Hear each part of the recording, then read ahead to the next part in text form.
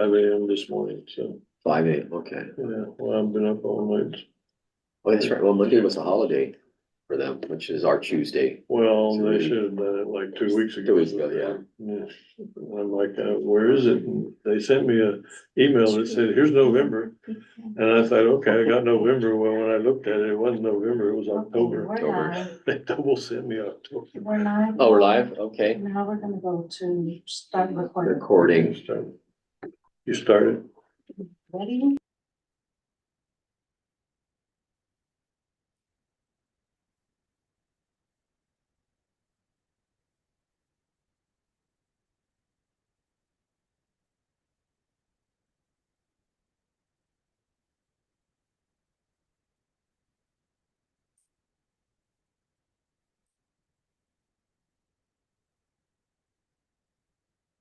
Okay, I don't hear anything if you guys are speaking. Hello?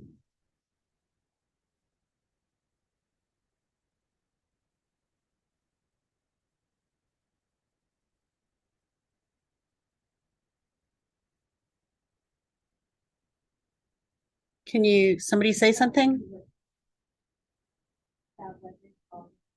Hello, can you hear me? Hello?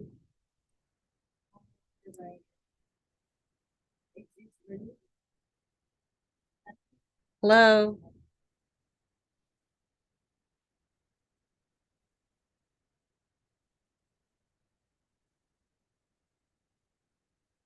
Can you hear me? Hello?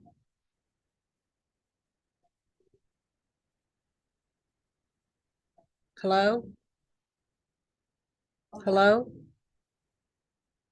Hello? Hello? Can't hear you.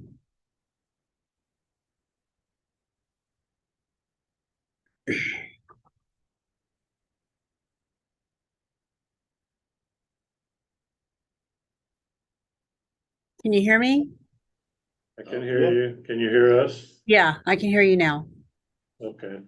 Oh, you're very loud and You clear. can hear me now? Okay, Well, there you go. thank you. Okay, let me repeat that to restart. I call to order the January 2024 Guam Board of Accountancy Board meeting. Before we begin, we'll just reconfirm that the meeting has been properly noticed, which is evidenced in the support Yeah. twice. So we'll January go ahead and 11 begin. and 16.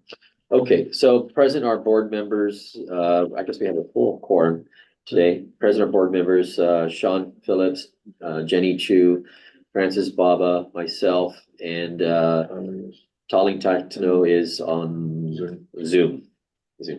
And of course, Executive Director Dave Sanford is here as well. So first item on the agenda would be the minutes of last month's, the December meeting, which was on December 21. Move to approve, subject to correction.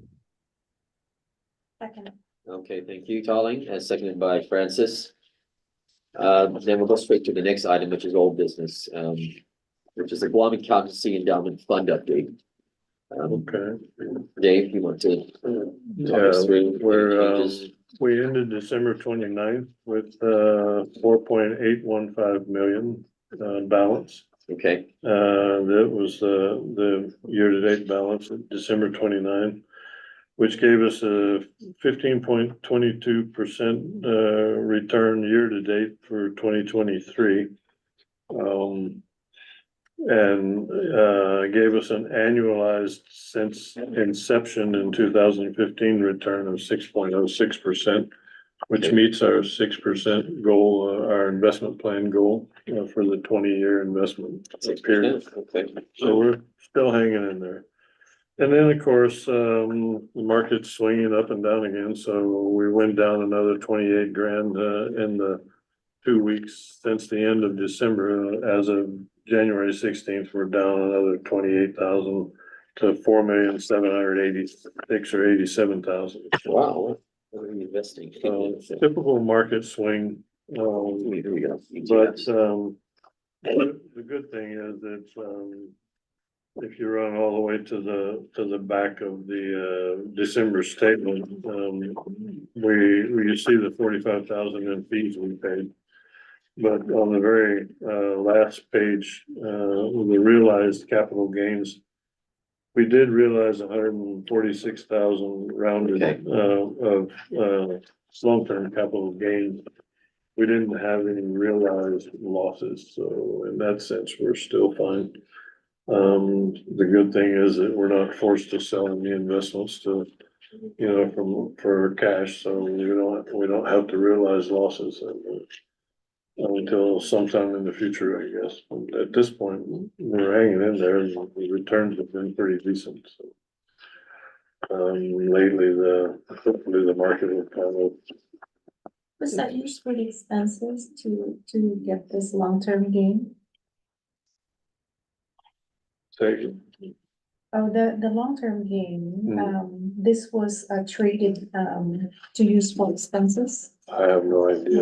The 145, yeah, I mean, how else I are have we no idea realizing? the investment, well. Unless they Well, transferred, when we make our cash deposits, they always hold back a little bit, and Mm. Katrina and that,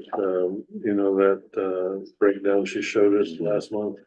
Where they do their allocation between everybody else and us. I think they always have some cash on hand, because there's times when I look at the statement, we don't show any cash on hand, and they've had no problems paying things. I think they manage it. I think the gains and losses, when they realize something, I think it's more just an investment manager decision than anything. I don't think we've ever had anybody ask, is it okay if we sell something to get cash? So, Yeah, they manage, on their side. yeah, yeah, so. The endowment fund itself has an investment, committee that manages the managers, I guess. So. But, other than that, I understand that Dr. Conrad is supposed to be here already and teaching. is he here already? That's what I've heard, Okay. but, I haven't met him or anything, so. Okay, no, I haven't heard or met him either, so. But I'm we can gonna meet him. attend the, economic forum thing tomorrow morning, and Dr. Jones is supposed to speak there, so I'll get a chance to. Oh, the chamber one, Yeah, I'll get a Okay. chance to ask her about it. okay, Yeah, but to my knowledge, everything's in place or in progress, and he's He's here. supposed to be here teaching, yeah. So. yeah, the semester started already. Yeah. So, Yeah, so he was supposed to be Okay. here like the first or This week. fifth or sixth of This week, yeah. January or something like that, so, yeah. And he's on a one-year contract or? He's on a one-year contract. He was, the search committee was trying to fill the Mhm. full-time Yeah, tenure professorship, the position. tenure position. Yeah, And they selected him, but, well, I understand they selected, another person that took a different position somewhere else. And then, they selected him. And he was interested in coming and everything else, but he wasn't necessarily interested in just picking up a house and moving to Guam. yeah, And staying for 3 years, because obviously he's been in the business for a while. So, I think so he's gonna give it a year and see how it goes, right, before he commits. well, yeah, and, the dean figured that it's probably a good way to handle it, because we don't get stuck with a lot of the Yeah, expenses you might otherwise get stuck with for moving and things, and then if he comes and he leaves, you're back to square one. yeah, This way, at least, he's here, he teaches, we get the value, and of course, we're paying him less than he would be making on a full-time salary, so. Do you know what the 3 courses he's teaching, what are I they? do not know that they're all involved in accounting and auditing, business. I think it's all mostly accounting and auditing. Upper courses. division. Yeah, upper division. Yeah. At least that's what I've been told, so I get a chance to Then find they're out lucky more to have tomorrow. him here for this. I think so, yeah. Sure. I mean, anybody we bring in that with the outside expertise like him, like Ray had, Dr. Johnson. Yeah. No, it's just, the students like it because it's a good, alternative for them. But you can probably find out, like, if the course enrollment is high and what the courses are, just so. Well, hopefully we'll get that kind of information, now that Dr. Jones is the dean. So she's a little more oriented to documentation and Right, I data. mean, it's good to know that like 3 people attended the class or Versus, 20, you know? Yeah, exactly. I Yeah. know someone who, Dave, Yes. will the professor be providing free CPE to either through the society? That's the plan. It's in the contract, I think, right? I think we have it written in the contract. It runs at least 1 or 2 days. Well, usually it's 1 day per the term of the summer or something, but maybe we'll get, because it's the whole year, maybe we'll get 2 or 3 days out of it. So Good. we have to work it into his schedule with his classes and stuff, so. But it should be available. So that's something we have to talk to Dr. Jones about, I guess. But she is aware of that provision that we put in all of the visiting professor funding. You're saying you know someone who's taking the course?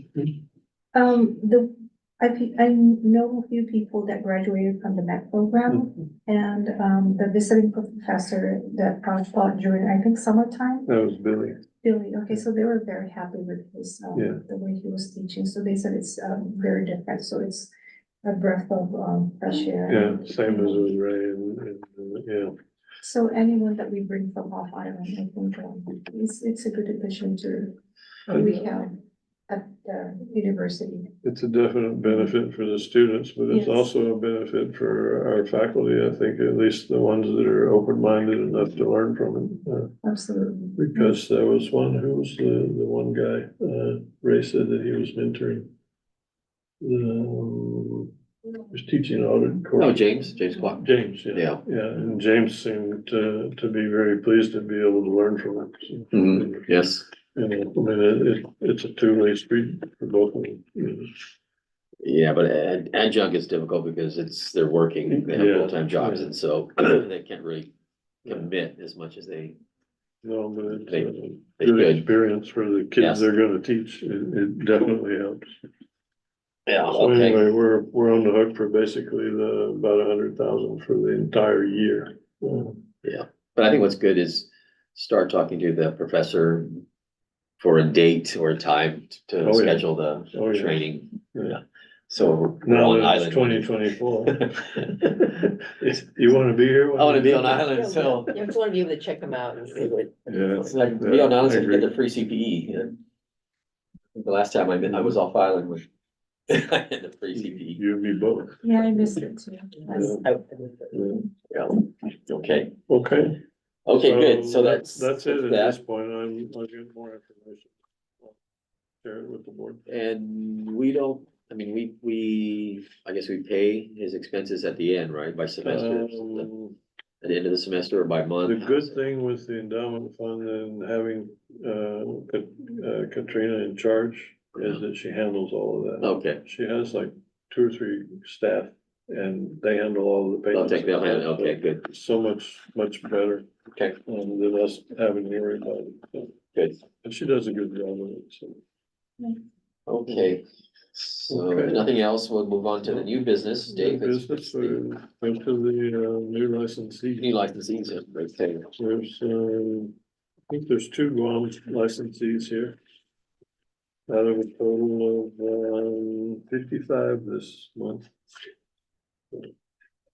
So, one was, well, not a new licensee,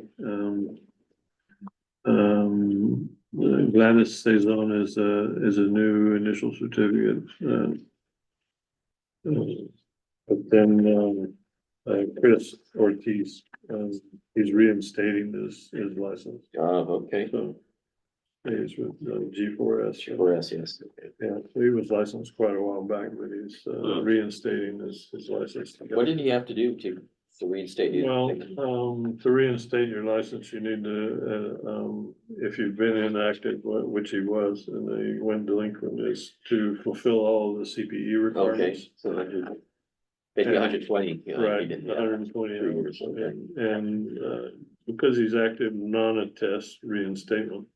To non-attest, we don't require any recent audit experience, but if he was trying to reactivate, like, in the past, we had a licensee that retired, they wanted to reactivate with an attest license. And he'd been inactive for over 5 years, so we said, fine, but, if you wanna activate as a test license, you have to take some CPE.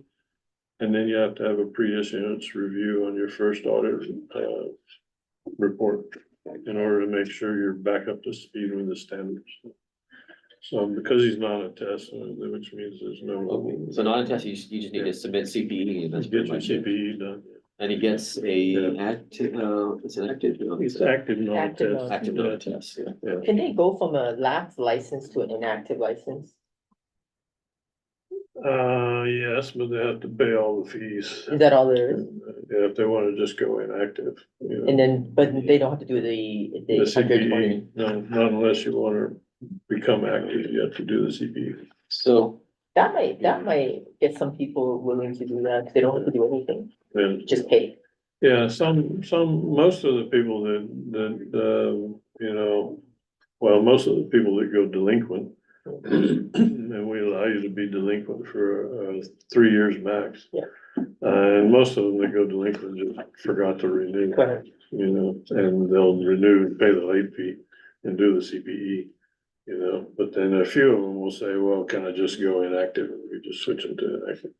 And they just pay for all the years that lapsed. yeah, so, yeah, that's, Yeah, so if you go more than 3 years, then, Yeah, we well, cancel you. just trying to understand. Then you have to go through a full reinstatement, which means you have to reapply for reinstatement and do all your. Oh, so more CPE. than 3 years, then even to go inactive, they have to do a reinstatement, which is another more Yeah. involved process. Yeah. So the 3 year windows, all they have to go from From lapsed the- to inactive. Right, So in the case Understood. of Chris, I mean, he could have opted just to pay the licenses and not have to do the CPE and get an inactive license. Only if Right. it lapsed within the last 3 years, though. We don't know how long he's lapsed. But Dave's saying that if it's more than 3 years, he couldn't even do that. yeah, it's a reinstatement, so. Yeah, so he's doing reinstatement, so he must have lapsed more than 3 years. Which means he has to do the 120 hours. Anyway, right? Right, so might as well just Get the go to active. active, right? Yeah, Right, okay. Understood. So that's what. And if you're inactive, you still get a certificate every year, it just says inactive or? if you're inactive, Yeah, but you have to pay the renewal fee. okay. But does the certificate say inactive on it? Yes, it's an inactive certificate, yeah. And, our license, it's not certificate, the Already license, forgot. the license you get is inactive. It's mostly. Yeah, so as long as you pay your fees, you'll maintain that inactive status. Right, Okay. yeah. You're probably in violation because you're not displaying your license. Just takes it, just puts it over here. It's in the bottom drawer, right? Mine is in the drawer. Might have Where I used put it for mine, yeah. scratch. We're supposed to display it, right? I mean, even Well, the current line, yes. I think the purpose for that was like to display it if you have if you have a Yeah. public office and people coming in and out and that kind of thing, but if you're working in the firm, I don't think only the firm has to display their license.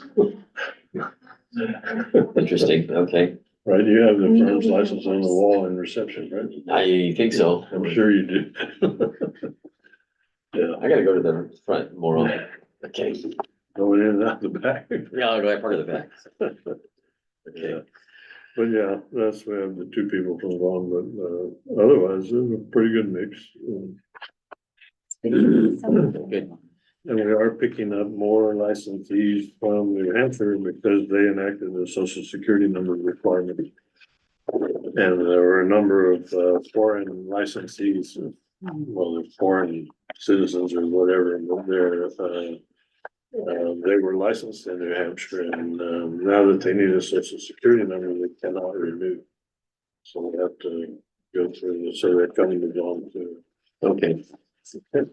Okay, it looks like everything's recommended for approval. Can I hear, if there are no issues, can I hear a motion to approve? So moved. Approved by Colleen. Second. Second by Sean. Thank you, Sean. Okay, approved. So move on to the next item, which I gave you, it's the budget or Okay. you have this, I wanted to do, let's do this licensure model thing. first. Okay. This, it's mostly just for documentation purposes. There's gonna be some more meetings on this and over the next, 6 months to a year. I mean, between I'm sure they'll have some stuff about it, the executive director meeting, and then the regional meetings, they'll probably be asking questions and those kind of things, and then have a big thing at the annual meeting. Yes. But, basically what's happening here is, there's, NASBA and AICPA has created this professional licensure task force. And their charge is to consider new concepts for CPA licensure to be included in the UAA to update the current model. Now, we all know we went to the new exam model where you now have the 3 core parts and then the 3 disciplines. Mhm. You know, the ISC and the tax and the financial accounting reporting. Well, this is basically, I think, their effort to get on the bandwagon with the states that are saying 150 hours costs too much, it doesn't prove that it's any benefit, so we're just gonna go back to the 120 for licensure, period. And, you know, do away with the 150 requirement and all that good stuff. Then NASBA and AICPA said, well, if you do that, you're not gonna be substantially equivalent, so all your licensees can't go anywhere. They have to stay in your state or they won't get a license anywhere else. And the boards responded with, well, wait a minute, because you're not the board has the authority to say that, to determine what's substantially equivalent or not, so you can't really go say that to everybody. So then they all figured that maybe they all want to get together and talk about it, and that's what this is the result of. So their discussion is, you know, the old 5-year thing, you know, that new learning program where they want you to go to work for the firm and the firm is gonna subsidize your taking classes on firm time in association with the university, so you can get the extra 30-hour credit at a reasonable price while you're working, et cetera, stuff. Earn and learn. Yeah. I guess that's one thing, and then the other question is, you know, do we really need the 150, or, you know, is there a better way to do it, or, you know, how do we maintain substantial equivalency, and Yeah. do the 150 hours actually need to be hours on a transcript, you know, that kind of thing. Interesting. So all these things are going on, and there's, I wanna say it's Minnesota, or Michigan, I think the 2 of them have laws that are pending about changing the requirement from 150 to 120 for licensure, period, Okay, so no, there has just been, like before. no state has yet adopted or passed Not it yet. yet, but it's in legislatures. Legislature, interesting. So that's getting everybody's attention, so that's what this thing is all about. Okay, well, that's good. You know, they really need to answer that question. Well. Is it really needed? I mean, that's, Well, That's the hard part for me personally, I don't know how the board feels, but the hard part for me is for years and years, the requirement was a baccalaureate degree and 2 years experience, right? you know, And then they changed it, and initially the experience had to be in public accounting, Yeah. like most of us had to deal with. But then they changed the experience requirement to say, no, it could be private accounting, the government, it could be anything, you know. As long as you work under a CPA, which meant that people didn't have to go to public accounting firms anymore, so now you got less people going to public accounting, right? Less feeding the hopper, so to speak. Well, then, along comes the 150 requirement, which is supposed to make us a better educated, more well-rounded, if you read the original documentation back in the 80s. Yeah. We're supposed to be made more well-rounded by the additional education. That's why they didn't specify any content, because they wanted CPAs to get out of the green eye shade business, you know, that kind of thing.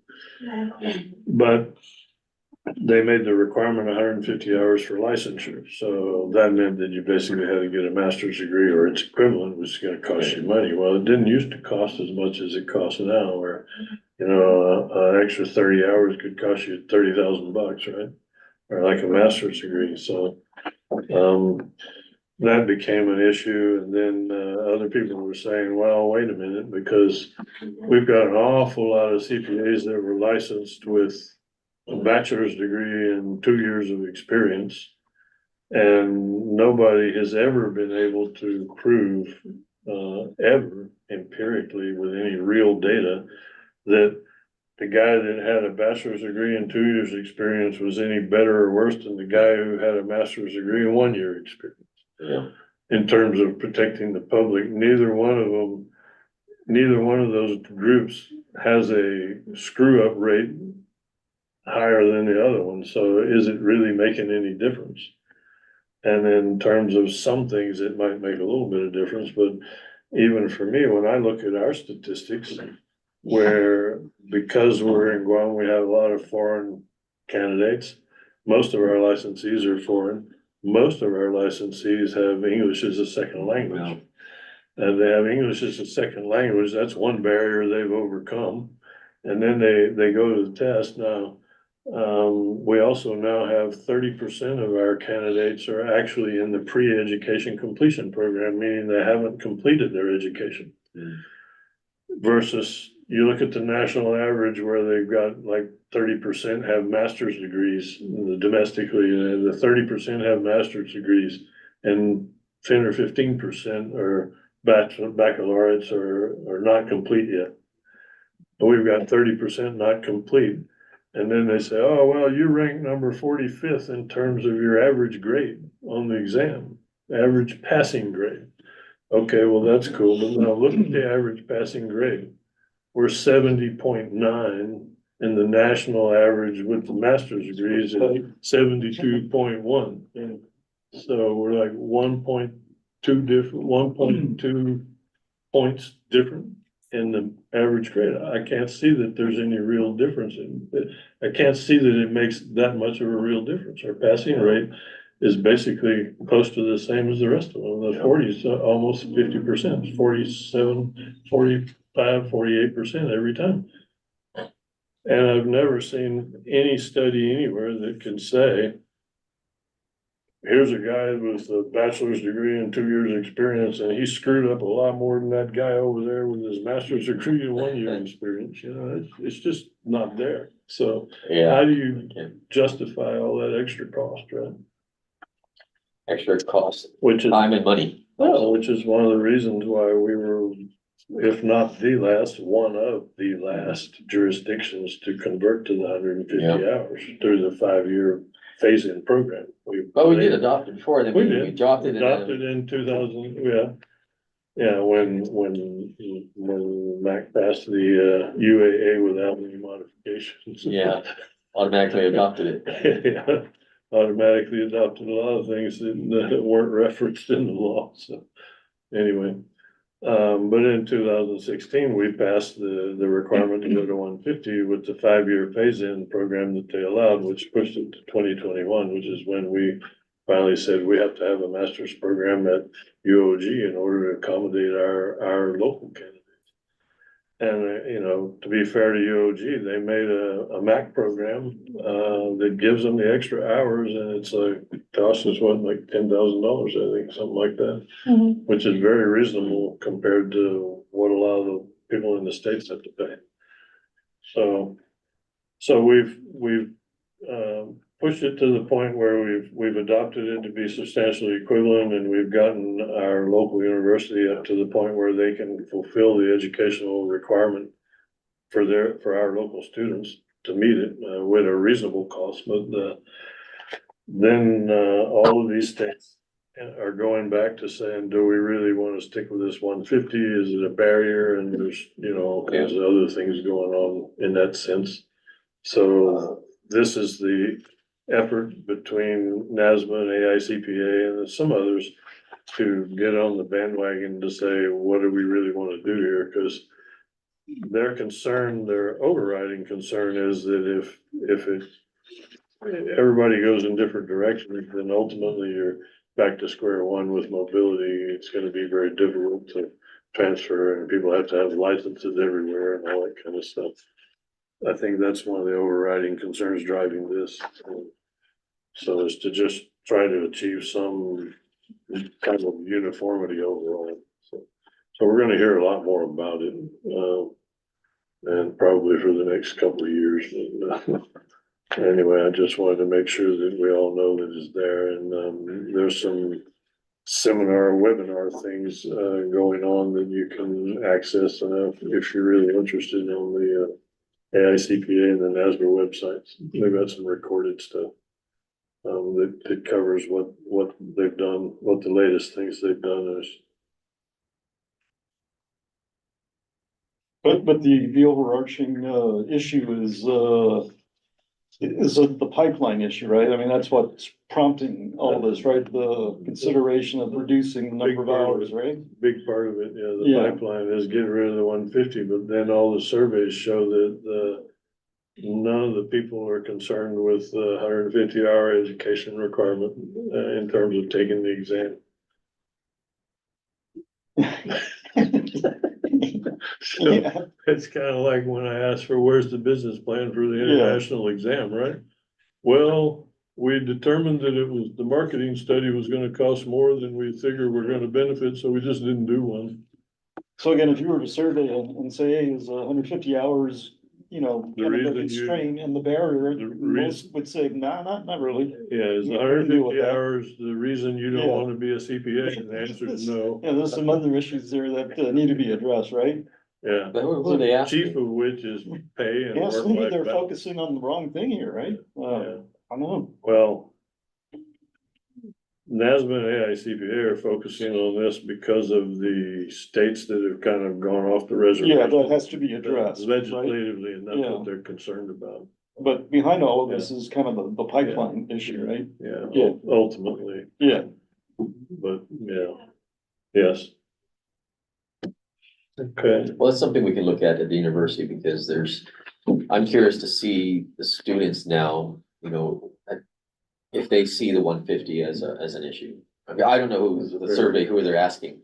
They're asking the boards, but I think if we ask the students at the university, see what their opinion is, but, I haven't heard any complaints about the 150, well, because they already accepted it pretty much. right, but also most of our candidates being foreign,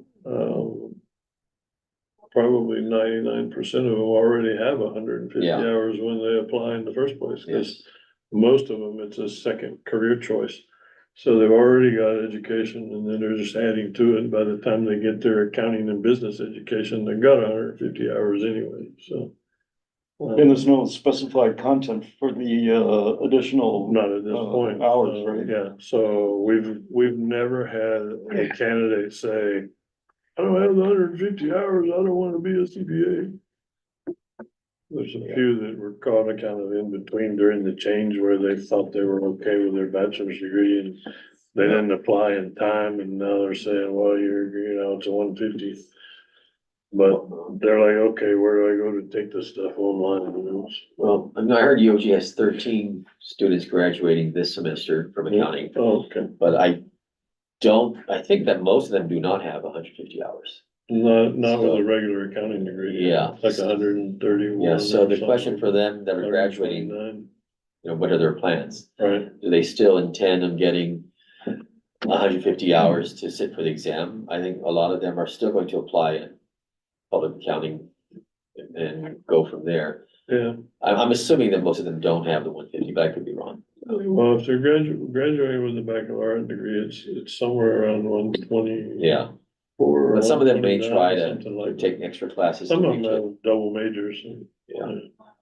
So when they do graduate, they're going to have to ask themselves, do they still want to sit for the exam? And then they Right. have to figure out what they're going to do. And the MAC program, when we looked at the students that attended, most of them had been working Yeah, for a most of while. them are already working. I mean, so they didn't really target the ones coming out of college that needed the extra year. Right, Maybe there were maybe one or two, but yeah, most of them had been working already for a few years, Yeah. a few years. Yeah.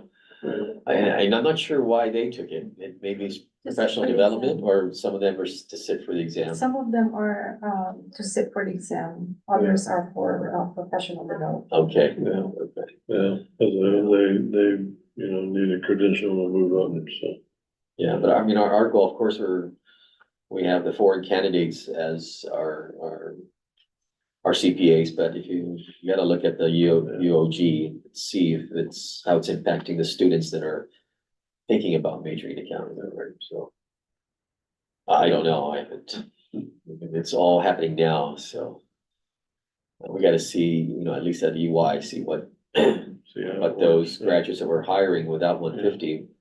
Are they going to take it? Because we're gonna force them, we're gonna tell them you need to take the exam. If you wanna stay, They need to come up with a plan.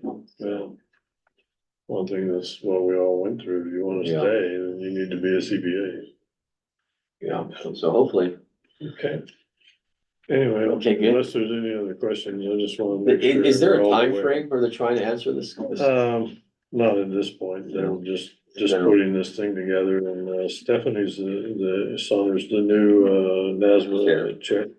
Okay, It was one of her babies, so she knew it was coming, she's involved with it pretty heavily, so. We're gonna hear a lot about it in the next year, so. okay, Okay, good. So anyway. we on can- to the next item, budget. Next item is, the financial is the December financials, which is our first quarter financial, so we're basically on track with revenues.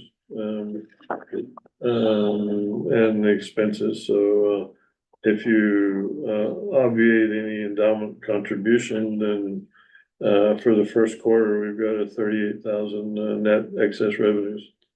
And, I'm thinking that, if we extrapolate the first quarter out to the full year, we'd probably wind up with somewhere between 75 and 100,000 in excess revenues that we could contribute. So we could at least contribute 100,000 back to the endowment fund to cover the visiting Yeah, professor okay. program. It may get a little better, it may get a little worse, I can't really tell, and that's where we need to go to the budget. But first, take a look at this little graph here. This one, Bill. So here, This is, the FY 2024, which is October, November. This is only 2 months of data we have for the CPACE application processing. And, what I've got on here is basically applicants, sections, and revenues. Now, there was a change made as of, September 2023 with the, implementation of the new exam. okay, So, the way the charges used to work is we used to get a recap of candidates in sections, and as a candidate, you could apply as a first-time candidate, you paid the first-time fee, which included some extra fee for setup and stuff. And then you could take as many sections as you wanted. As a re-exam candidate, you paid a smaller fee, but you could still sign up for as many sections as you wanted, 1, 2, 3, or 4, didn't matter, you paid the same fee. As of September, with the new exam, because they now have, actually 6 choices instead of 4. okay, They decided to change that process, so a first-time candidate is now someone who is paying an evaluation fee to determine that they're eligible to sit for the exam. And then a section fee, what they call a re-exam candidate now in the data that we were getting, that column was turned into the column for the number of sections. So you're actually paying for each individual section you take. So when we look at the data now, if we look at applicants, we're essentially looking at the people who are paying to be evaluated to determine whether they're eligible to sit for the exam. That's applicants. And then sections is the actual sections that have been paid for by the people that were deemed eligible to take the exam. Okay, so in this instance, our sections for FY 24 went from the 668 in October to the 839. So we had an increase in sections, right? But the applicants for 2024, which was evaluations, was a 222 that went down to 175. It's about a 14-15% decrease. So And that's different because if we look at the FY 23 totals for October and November, that's different data, so we kind of have to be aware of that. So at this point, I'm looking at the fact that October to November, our applicants, quote unquote, went down a little bit. But our sections went up, and that's because everybody tried to get the BEC in, right? Okay. The problem is that, and I got the November data this morning, but I don't have any data for December yet, so I can't really say what happened to the applicants or the sections that people would have paid for in December that they're gonna take in January, right? So I don't really know what the effect of the new exam is in terms of applicants. Yeah. Or sections on this revenue source. But, so what did I do? Well, if you flip over to the teeny weeny page, which I like to call it, the one that you need, eyeglasses to see, and, I can read it, but, thank God to my lazy. But what I did was I went back and we had the kind of, almost the same experience between 2010 and 2012 FY.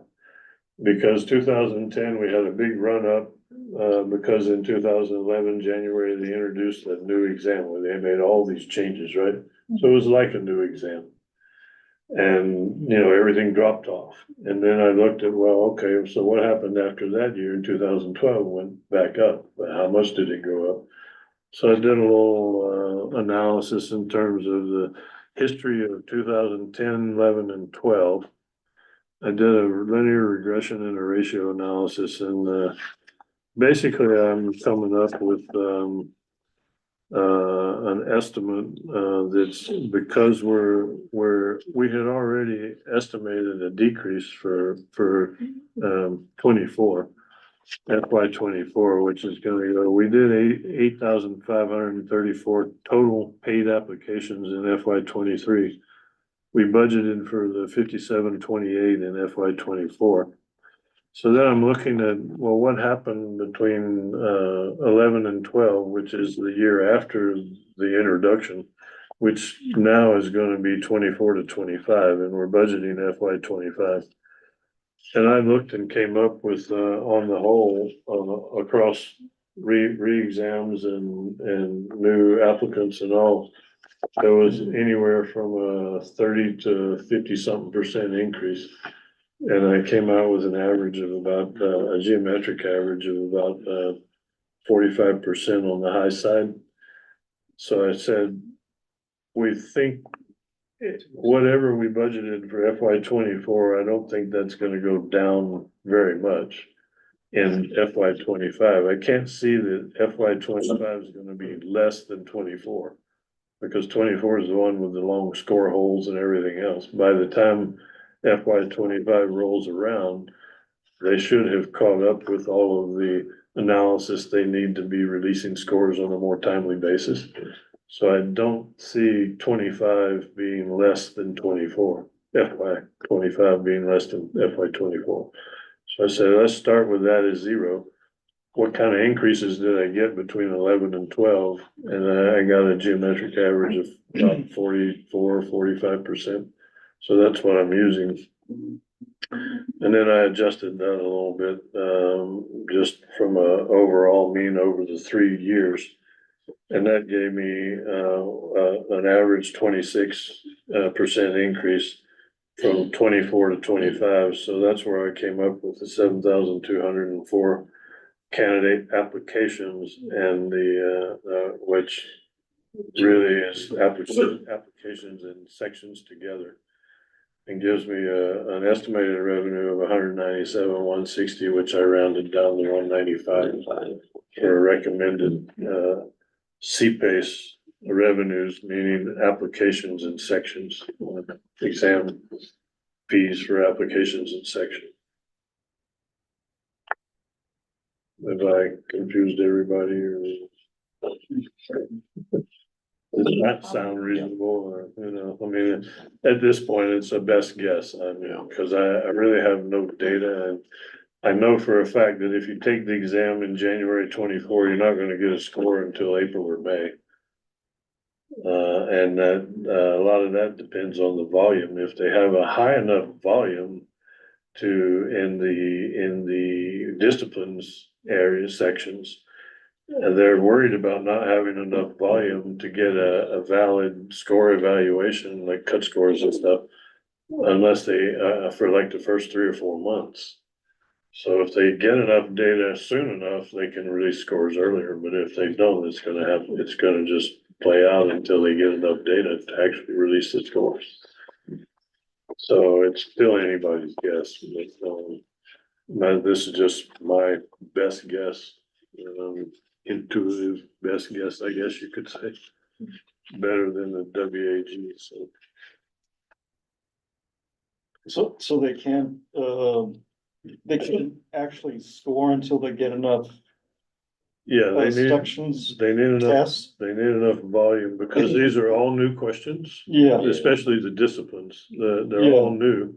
So they don't have any historical, data to evaluate yeah, So they have to have enough volume of responses, I guess, and, grading to determine how to determine score the it. validity of the score. Yeah. The psychometricians do Yeah, it, I see. however they do it. But, Yeah, there's a lot of stuff they do.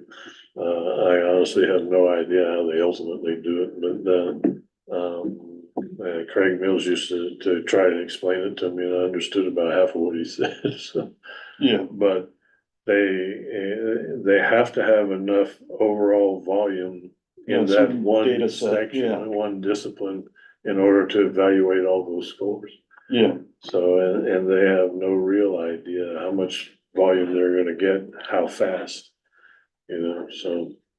Okay. That's one of the things that's impeding, and if typically, up through this past month of December, if you sat for the exam in, October, you'd get your score by this first week of November. yeah, If you sat in the first or second week of October, you get your score 3 weeks later. yeah, As soon as you get your score, you can sign up to take it again or take another part. Now you're looking at 9 weeks, 8 to 10 weeks.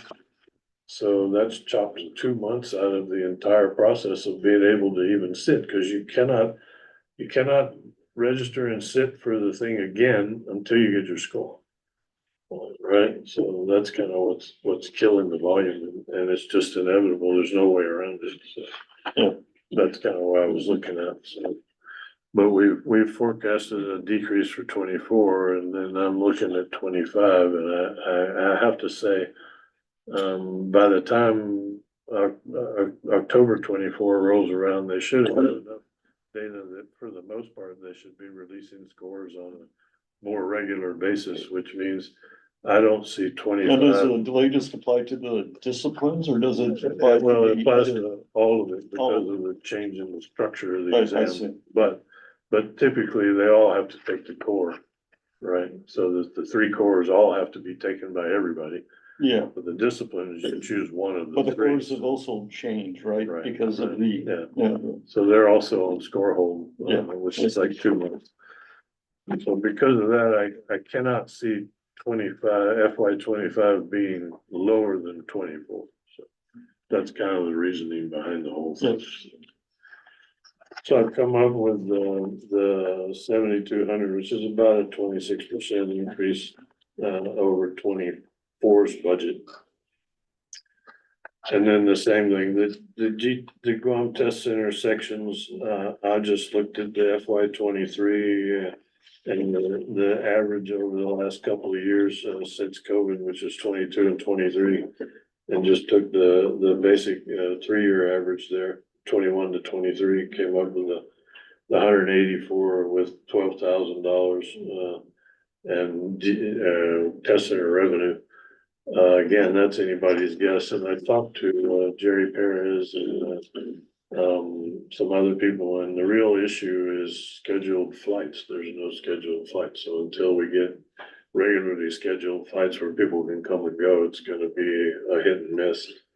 most of the foreign candidates we're getting have been from Taiwan, but they're coming on charter flights because there's no regularly scheduled flights. It's not, so, and the China, same thing with the ones from China. If they could get here, then they'd take it, but, they're still having problems getting out of the country. Until that's fixed, there's not much we can do about it. Okay. The individual licensing, I'm predicting we budgeted 560 new licenses for 24. And I'm looking at 570 for 25. And then the renewals are typically a function of last year's renewals plus this year's new licensees, and about 88% of that gets renewed. So that's what I'm using the same process to estimate those.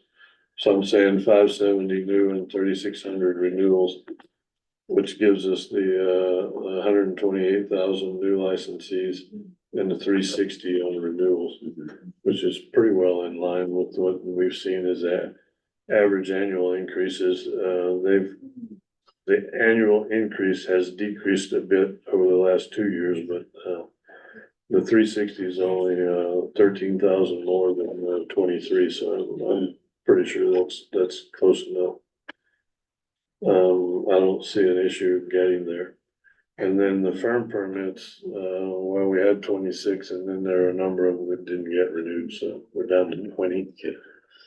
So 20. Basically, I'm saying we have 19 to be renewed, and we might get one new one because somebody might drop out. That's where we're at with the firm permit revenues. So that gives us a total of basically 699, 600,000. Okay. Which I think is reasonable in light of all the things we know and don't know. And anybody wants to increase anything or decrease anything, let me know. I'm open to suggestions. I mean, it looks fine. I mean, your plug is the EOG contribution, right? Yeah. You can plug that in just to zero out. Yeah, Okay. We're not budgeting for penalties on miscellaneous fees. I never budget penalty. It's a Never, bonus. don't budget, that's a bonus. That fills in where my stupidity reigns. That's been a consistent Yeah. amount. Yeah, I just never budget, and well, procrastination is pretty consistent among most of us. Yeah. It's a I'll try not to contribute to that. consistent personal characteristic. There are a lot of us, and believe me, I have paid my late penalties in the past. Okay. But that's kind of where I'm at, and the expense wise, if we look back on the overall financial page, expense wise, I'm just sticking basically with the FY 24 budget. I think that's pretty reasonable. Yeah. And then, like you said, I just plugged in the contribution to the endowment fund is the plug-in to absorb any excess revenues we have. Because that's basically where we need to go. As long as we maintain enough of a reserve that another COVID catastrophe hits us, and then we could still operate for 2 years or 3 years. That with that in place, we're good with contributing our excess revenues. I think so. That's kind of where we're at. Let me know if anybody has any questions. I think that's probably good. Does it have to go to the legislature by a certain date, Dave? Yeah, the January 30th, I believe it is. So we need to approve it here, So, this meeting, yeah, we need to approve it. Well, yeah, at least for submission, and then, yeah. okay, and then we'll hear back from them. Yeah, we got the letter from Joe S.A.'s office that said, please submit it by, I think, January 30th or something like that. So Okay. fill out all the forms and stuff. Okay. And So- then they take it and ignore it and do it. Okay, so the budget looks good. If there are no questions, can I hear a motion to approve the budget as to be submitted? Move So to moved. approve. Second. Second by Tolly, thank you. Okay, Okay, so that's basically all I have at this point. The only other discussion I have is that we have been, approving the extensions, Yes. for expired credits, et Okay. cetera. Like I said, you know, we didn't participate in the amnesty program to Yeah. do everybody. But we've had a handful of people, maybe what, about 10 a month? 10 a 10 month. people a month that are coming back and saying, oh, I had a credit in 2021 and, you know, I wanna take the rest of the exam or like 2 or 3. And what we've been doing is we look at their exam history. And that kind of tells us how sincere they are about actually taking and passing the exam. And surprisingly, most of them have anywhere upwards of 10 to 15 attempts. okay. So I figure if they're that dedicated and they're making the investment, then yeah, we'll give them an opportunity to finish. Are they all foreign candidates, any locals? No, no No, locals, all all foreign. foreign, they're all foreign. And most of them were citing, you know, the travel, the COVID Yeah, consequences, travel issues. I was sick, my parents were sick, you know, stuff like that. I don't think we had one person that came back and said, oh, I wanna reinstate my credit and I'm gonna take the exam. I wanna go through December 2025, please. And we looked at the history. And the history was that he had one section of the exam that he had passed in 2019. And he never sat for the exam since then. And he was like, no, I don't think so. I mean, this is 2023 November, and if you haven't sat in the last 2 or 3 years, which you pretty well could have, I don't think you should. they only sat once in 2019. Yeah, yeah. Okay, like- didn't pass that one. No, I don't think so. No, so I'm like, hey, I don't think so. But anybody who had existing credits on January 1st, 2024 has been automatically extended through June 30th, 2025. As Automatically, part of the CBT admin recommendation. but they don't know that, so maybe there's some No, they candidates. do. They do, They they got the do. letter? Yeah, it's Okay. out. Yeah, NASBA put out an email to everybody and said, you know, quit calling us, it's automatic. Okay, But yeah, that's what was going on there, but, that was part of the CBT admin committee recommendation that we have to give them the 18 months because of the score holes, you're lopping off at least Okay. 5 or 6 months of the whole, so process. So they that had can credit. sit. it didn't expire, I mean, as of January 1st, 2024, they still had some credits, and let's say it's Right. scheduled to expire in June of this year, Doesn't matter when. it's automatically extended. If Everybody it- has the same ending If it date. was Okay. valid on if it was valid on January 1st, 2024, it's now valid through June 30th, twenty Wow, so twenty-five. it's like, End of story. okay. So Okay, you've got, because of the score holes, you know, you're losing 5 or 6 months out of that 18 months of being able Yeah. to sit, as so. long as it's not expired as of Yeah. January 1st, Yeah, 2024. right, it has to be valid on January Valid, 1st, okay. yeah. Oh, good. So that's automatic thing, so that takes care of a lot of the people, and then we've also had a lot of people asking, are we adopting the 30-month period? that's I've been asked that question recommended? too. And, yeah, we've put out, our response is, yes, we are, Okay. we have to make the rule change, but the board has already decided that. Yeah. They that's were gonna asking me if happen. it's gonna be posted on our website, Yeah, at least that, not until I make the rule change. yeah. Okay. Yeah, but yes, anybody who asks, we email them and tell them, yes, the board is Okay. approved, changing the rule to the 30-month period, but we have to get it done. And at this point, as long as we get it done by June 30th, 2025, we're fine. Yeah. Because everybody's extended until then already, right? Sorry, to which date? To June 2026? 30th, 2025. 2025. Yeah, which is 18 months automatic extension That's right, 18. to the original. I mean, so typically, I mean, theoretically, if you took the exam on July 2nd, 2023, Okay, you're getting extended to June 30th, 2025, Wow. which is, Sorry, 36 2025, time 36 talking about the year 2025. tell me about it, it's 2024 already. Snuck up on us. Yeah, when I see some certificates coming in, the licenses, I'm like, for June 30, 2025 expiration, I'm like, what year is it? We're still in 2023. Not anymore. Yeah, okay, Yeah, I know. Yeah. okay, I think that's good. Anything else, Dave? The regional meetings are in June. The eastern one is the first week of June, the western one is the last week of June. The western regional meeting is in Omaha, Nebraska. So anybody who wants to go get a good steak in June, I guess they need to go to the western regional meeting.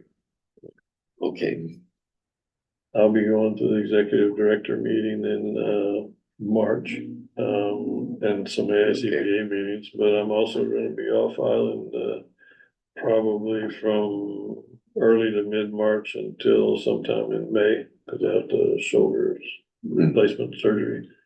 And of course, I have to stay for 6 weeks after the surgery, because you can't Wow, fly, okay. so do the rehab and all that stuff, so. But we can still have our meetings or whatever via Zoom, if we Okay. need to. Or can come here Yeah, you guys can. and look at, Or we can wait till you're back. Yeah. Send it urgent. Yeah, I don't think it's anything that's gonna interrupt the capabilities, cause it's like you go in the morning, you go home in the afternoon, they do the thing, so. It's just a matter of the rehab and, not flying which state are you going to for that? Florida, Oh, where okay. my sister is, Panhandle, Pensacola. So, yeah. So I'll get that done, but then I'll be away for probably 10 weeks, maybe, something like that. March and April. Yeah, I have to go for like a pre-op thing, this Yeah. 2 weeks before the surgery and all that stuff, so. Yeah, wow, okay. Yeah, but, it's not considered any major procedure anymore. Now they replace everything, right? Yeah. Okay. Yeah. But if anybody wants to go to the regional meeting, send me an email, let me know, get your scholarship, NASMA will pay. Okay, well, it's today, it's in January, okay. Yeah. All right. Okay, Anybody else, any other questions? When is the date of the next meeting, in Feb? February 16th. 16th. Maybe we can ask Arlene to send the calendar again. for the- 16th is a Friday, Yeah, so it'll be the so 15th. it'll be the 15th, and Ah. usually Okay. the day after Valentine's Day. Well, that's good, because I won't be around on the 22nd. Yeah, the 15th. Yeah. Okay. Yeah, February 15th. And then March 21st, so we can either move that meeting or we can have it after I get there. I mean, I'll be there before that, so. Yeah. Eileen, you're good?